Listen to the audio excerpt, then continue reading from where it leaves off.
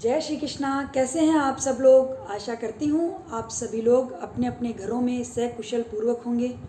माँ दुर्गा के नवरात्रि पक्ष चल रहे हैं। अभी तो चारों तरफ बाहर ही बाहर छाई हुई है। आइए अब तक हमने गीता का प्रथम अध्याय, दूसरा अध्याय और तीसरा अध्याय संपूर्ण कर लिया है। आज हम गीता के चौथे अध्याय का महत्व सुनेंगे कि गीता के चौथे अध्याय में क्या बात आती है, क्या सीखने को मिलता है। और जैसा कि मैंने आप लोगों से निवेदन किया है कि गीता का श्रवण और अध्ययन सुबह और सायंकाल आप लोग रोज करें, इससे आपको अचूक लाभ होगा। यदि आप और कुछ भी नहीं कर सकते हैं तो गीता के अध्याय को आप सायंकाल और सुबह अपने फ़ोन में चलाकर छोड़ दें। उनकी जो श्रवण आपके कानों में पड़ेगा, उनकी जो बातें आपके कानों में पड़ेंगी, उसी से आपका अंतःकरण शुद्ध हो जाएगा। ऐसा आप ज़रूर करें। इससे आपको बहुत ही अधिक प्रत्येक चीज़ में लाभ होगा। आपके घर में जितने संकट बने हुए हैं वो सब खत्म हो जाएंगे कृष्ण गोविंद की कृपा से। आइए अब जानते हैं गीता के चतुर्थ अध्याय में क्या सीखने को हमको मिलता है। बोलिए श्री कृष्ण भगवान की जय हो। सबसे पहले गुरु वंदना। श्री कृष्ण गोविंद हरे मुरारी, हे नाथ नारायण वासुदेवा। गुरुर्ब्रह्मा गुरुर्विष्णु गुरुर्देवो महेश्वराय, गुरुर्साक्षात् परम ब्रह्मा तस्मै श्री गुरुवे नमः। बोलिए गुरुदेव महाराज की जय हो। चौथे अध्याय का महत्व।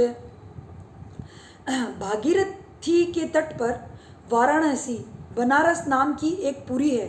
वहाँ विश्वनाथ जी के मंदिर में भरत नाम के एक योगी पुरुष रहते थे, एक महात्मा रहते थे, जो गीता के नित्य नियम से चतुर्थ पाठ का अध्ययन किया करते थे। चतुर्थ पाठ को पढ़ा करते थे। चतुर्थ पाठ को पढ़ के लोगों को सुनाया करते थे। एक बार उनके मन में इच्छा जागी देवताओं से मिलने की, इसलिए वो बनारस नगरी से बाहर चले गए देवताओं की खोज में, देवताओं से मिलने की खोज में। जब वो बनारस से बाहर गए तो एक समय की बात है सायंकाल की कि उन्होंने थोड़ा आराम करने का सोचा।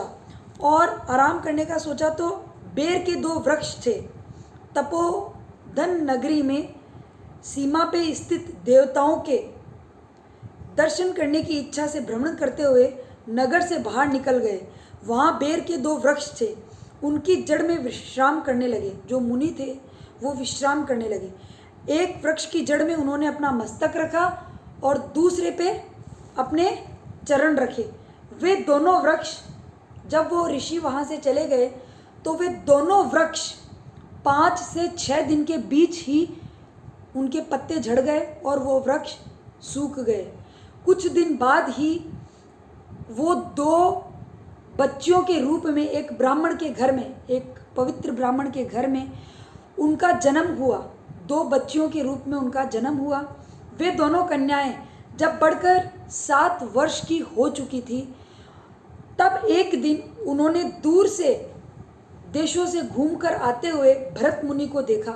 और जैसे ही उन्होंने भरत मुनि को देखा, वे उनके चरणों में गिर गई और चरणों में गिरकर बोली, हे भरत मुनि, हे महात्मा, आपने हमारा उद्धार किया, उसके लिए आपका बहुत बहुत धन्यवाद। तब भरत मुनि ने कहा कि मैंने तुम्हारा उद्धार कैसे किया, किस वृत्तांत के अनुसार किया, मुझे तो कुछ भी बोध नहीं है, तुम दोनों मुझे बताओ। तब उन कन्याओं ने अपनी, और तुम कैसे वृक्ष बन गई और फिर कैसे वृक्ष से तुम ये कन्याएं बन गई, मुझे बताइए, मैंने तुम्हारा कैसे उद्धार किया। तब उन कन्याओं ने अपने वृक्ष को बारे में बताया कि हम कैसे वृक्ष बने, फिर हम कैसे कन्याएं बने। तो वो कन्याएं बोली, आप जिस वृक्ष के नीचे, तब वे कन्याएं पहले उन्हें अपने बेर हो जाने के कारण बतलाती हुई बोली, हे मुने, गोदावरी नदी के तट पर चित्रपाप नामक एक उत्तम तीर्थ है। गोदावरी नदी के तट पर चित्रपाप नामक एक उत्तम तीर्थ है जो मनुष्यों को पुण्य प्रदान करने वाला है। वह पावनता की चरम सीमा पर पहुंचा हुआ है। उस तीर्थ में सत्यतपा नामक एक तपस्वी बड़ी कठोर तपस्या कर रहे थे। ना उन्हें भूख लगती थी, ना उन्हें प्यास लगती थी, ना उन्हें नींद सताती थी, और वो तपस्या में इतने लीन रहते थे कि उनको कोई भी इंद्रियां अपने वश में नहीं कर सकती थी। वो अपने मन से और इंद्रियों को उन्होंने वश में किया हुआ था। और जब वो व्याख्यान करते थे किसी ग्रंथ का, तो स्वयं ब्रह्मा जी उनका व्याख्यान सुनने के लिए धरती पे आते थे। इसके कारण उनका ब्रह्मा जी में भी संकोच नहीं रह गया था। और जब ब्रह्मा जी उनका व्याख्यान सुनने के लिए आते थे, तब भी वो ऋषि अपनी तपस्या में लीन रहते थे। ऐसी तपस्या देखकर इंद्र के मन में भय उत्पन्न हो गया कि ये इतना बड़ा तपस्वी है, इसकी ब्रह्मा जी से बहुत अच्छी जम रही है, कहीं ऐसा तो नहीं है ये मेरा इंद्रलोक छीन ले। ऐसा इंद्र के मन में विचार उत्पन्न हुआ, और उस इंद्र ने हमको उस ऋषि मुनि की तपस्या भंग करने के लिए धरती पे भेजा, और हम नीचे 2 अप्सराएं बन के वहाँ पे गए। जब हम अप्सराएं बन के वहाँ पे गई, तो हमने ऋषि के सामने नृत्य किया, गान प्रस्तुत किया, और बहुत सारे मनभावक नृत्य अदृश्य चित्र उनके सामने प्रस्तुत किया, जिसके कारण उनकी तपस्या भंग हो जाए। लेकिन हम उनकी तपस्या को तो भंग नहीं कर पाए, लेकिन हमारे ऐसा करने से, हमारा नृत्य करने से उनमें क्रोध उत्पन्न हो गया, और उस क्रोध से जल उन्होंने हाथ में लिया। पहले के ऋषि मुनि क्या करते थे, वो इतने कठोर तपस्वी होते थे कि जो उन्होंने बोल दिया वो जीवन में होता था। अब तो ऐसे तपस्वी नहीं बचे हैं। तो उन्होंने जल हाथ में लिया, और जल हाथ में लेते हुए उन्होंने हमको भस्म कर दिया और कहा कि तुम दोनों गंगा जी के तट पर बेर के वृक्ष हो जाओ। ऐसा उन्होंने हमको शराप दे दिया। ये सुनकर हम लोग बड़ी विनय के साथ कहा, महात्मन हम दोनों तो पराधीन थी, हम दोनों को तो इंद्र ने भेजा था आपकी तपस्या भंग करने के लिए, इसमें हमारा कोई दोष नहीं है, आप हमें माफ़ करें तपस्वी जी, और हमारी गलती को क्षमा करें। तपस्वी को उन पर दया आ गई, और तपस्वी ने उनको कहा कि मैं अपना दिया हुआ वचन तो वापस नहीं ले पाऊँगा, लेकिन जिस दिन भरत मुनि धरती पे आएंगे उस दिन तुम्हारा मृत्युलोक में जन्म होगा, लेकिन तुमको अपने पूर्व जन्म का, अपने पास्ट का बोध रहेगा। और जिस दिन भरत मुनि उस तट पे आए, उन वृक्षों के बीच में आए, जैसे ही भरत मुनि ने गीता के 4th अध्याय का वहाँ पे अध्ययन किया, वैसे ही वो वृक्ष सूख गए, और वो 2 कन्याओं के रूप में पैदा हो गई, खड़ी हो गई। उस समय आपने हमारे समीप आकर गीता के 4th अध्याय का जप करते हुए हमारा उद्धार किया था, अतः हम आपको प्रणाम करती हैं। आपने केवल श्राप से ही हमें मुक्त नहीं कराया, इस भयानक संसार से भी गीता के 4th अध्याय का पाठ द्वारा हमें मुक्त कर दिया है। उन दोनों के इस प्रकार कहने पर मुनि बहुत ही प्रसन्न हुए, और उनसे पूजित हो विदा लेकर जैसे आए थे वैसे ही चले गए, तथा वे कन्याएं भी बड़े आदर के साथ प्रतिदिन गीता के 4th अध्याय का पाठ करने लगी, जिससे उनका उद्धार हो गया। बोलिए श्री कृष्ण भगवान की जय हो।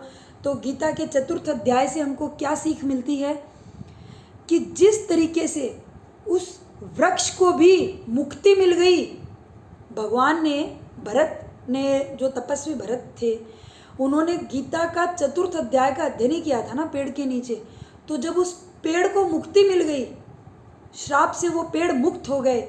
यदि हम लोग भी गीता के 4th अध्याय का नित्य नियम से अध्ययन करेंगे, श्रवण करेंगे, तो हमको भी अपने पापों से मुक्ति मिल जाएगी, और हम भी भगवान को प्राप्त कर सकेंगे। इसलिए मैं आपसे विनम्र विनती करती हूँ, निवेदन करती हूँ कि आप लोग प्रत्येक दिन गीता के 4th अध्याय को पढ़ें, श्रवण करें। इससे आपकी भगवान में आसक्ति बढ़ेगी और आपका अंतःकरण मन शांत हो जाएगा। बोलिए श्री कृष्ण भगवान की जय हो। आइए 2 मिनट हम सब मिलकर भगवान श्री कृष्ण का जाप करते हैं।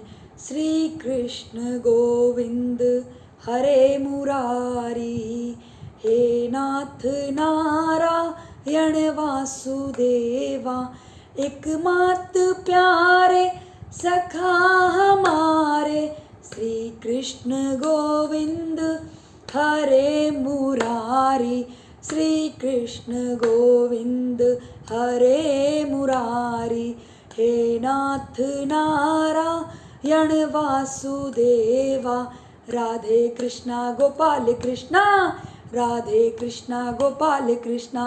बोलिए श्री कृष्ण भगवान की जय हो, लड्डू गोपाल की जय हो, बालाजी महाराज की जय हो, गुरुदेव महाराज की जय हो। आप सब लोग मुझ पे ऐसे ही अपना प्रेम और सहयोग मुझे प्रदान करते रहें, और मेरा जो सब्सक्राइब चैनल है उसको आप सब्सक्राइब करें, लाइक करें, और बेल आइकॉन बटन दबाना तो बिल्कुल भी ना भूलें। और यदि आपको ये गीता पाठ अच्छा लगता है तो आप आगे भी इसको शेयर करें। हिंदू धर्म संस्कृति को आगे बढ़ाना है, घर घर गीता पाठ बजाना है, यही मेरा एक प्रणय है, जिसमें आप लोग मेरा साथ दें और हिंदू धर्म संस्कृति को आप लोग आगे बढ़ाएं। जय श्री कृष्ण।